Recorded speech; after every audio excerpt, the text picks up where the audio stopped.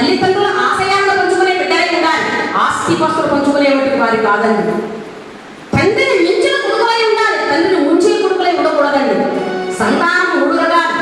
1 కారణజన్మ సంతానం, 2 కామజన్మ సంతానం, 3 కర్మజన్మ సంతానం. చేసుకున్న వాళ్ళకి చేసుకున్నంత మహదేవ అన్నారు.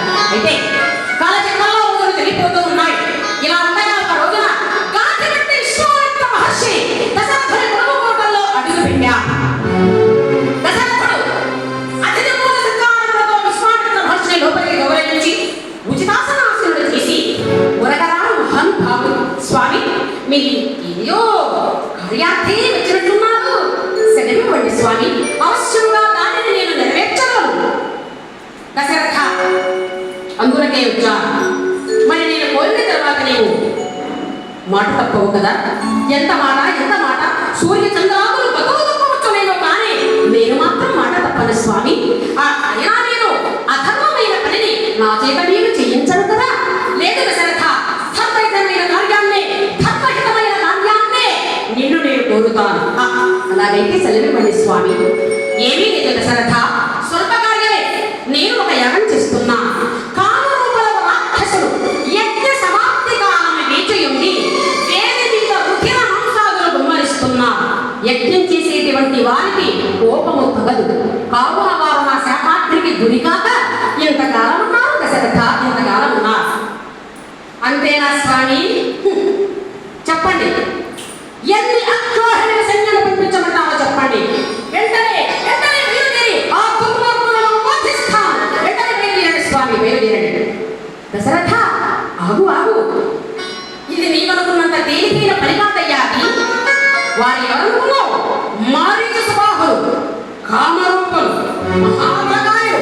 నీవు ఎన్ని అక్షోభరిత సైన్యాన్ని పంపించినా రెప్ప బాగులో పూజ చేయగల శక్తి ఉంది వారికి. అయినా నీకు అసలు అక్కర్లేదు, నేను చెప్పిన పని చెయ్యి చాలు అన్నా. ఏమిటో చెప్పండి స్వామి. ఏమీ లేదు దశరథ, స్వల్ప కార్యమే. ఇది మీకు ఏమంత పెద్ద పని కూడా కాదు. చెప్పండి స్వామి. మళ్ళీ అడుగుతున్నాను దశరథ, మాట తప్పవు కదా. స్వామి మాట తప్పను, మీరు కోరుకోండి. ఏమీ లేదు దశరథ, నీ పెద్ద కుమారుడైనటువంటి శ్రీరామచంద్రుడిని నా కింద పంపించు చాలు అన్నాడు. ఆ మాటతోనే దశరథుని కాళ్ళ కింద భూమి కదిలినట్లయింది. ఆకాశమే నిచ్చలపడినట్లయింది. వెంటనే విశ్వామిత్రుడి కాళ్ళపైన రాలిపోయాడు. స్వామి విపరీత కోరిక. 16 ఏళ్ళైన సరిగ్గా నిండని నా చిన్నారి చిట్టి తల్లిని ఆ రాక్షసులపైకి యుద్ధానికి విసిరి వెళ్తామంటున్నారు స్వామి. ఆ పసివాడ రాక్షసులను ఎదుర్కొనటం కన్నా చిన్నారి చిట్టి తండ్రిని విడనాడటం నీకు భావ్యత స్వామి. నా జీవన సర్వస్వము నారాయణుడే. రామా నేను వదనము కూడా సంచరి నా బిడ్డను చుట్టుకుంటే చాలు అనిపిస్తుంది. నా జీవన సర్వస్వము నా శ్రీరామచంద్రుడే స్వామి. నా రాముని విడిచిపెట్టి నేను ఒక క్షణం కూడా బ్రతకలేను.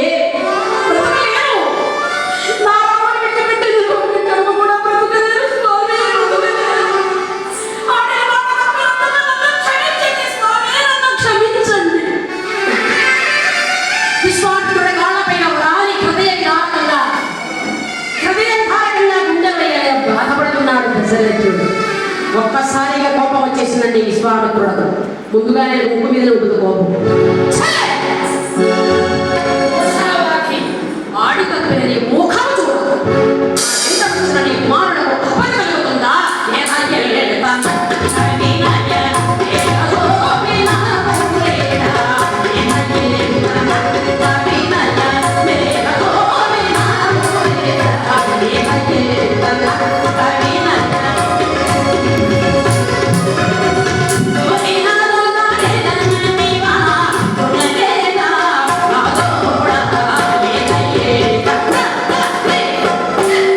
ముర్షావాతి ఆడి తప్పిన నీ ముఖము చూడదు.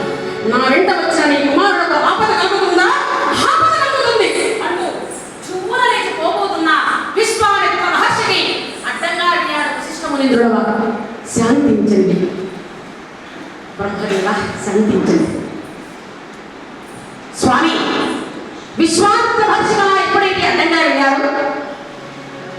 విశ్వామిత్ర మహర్షిని శాంతపరచి అలా దశరథుడికి కనుక వచ్చి, దశరథ, విశ్వామిత్ర మహర్షి అంటే ఎవరుకున్నాను, శ్రీరామచంద్రమూర్తి అంటే అసలు ఎవరనుకున్నాను, నా మాట విని నాయన, నా మాట విని రామునందు భూమి పాల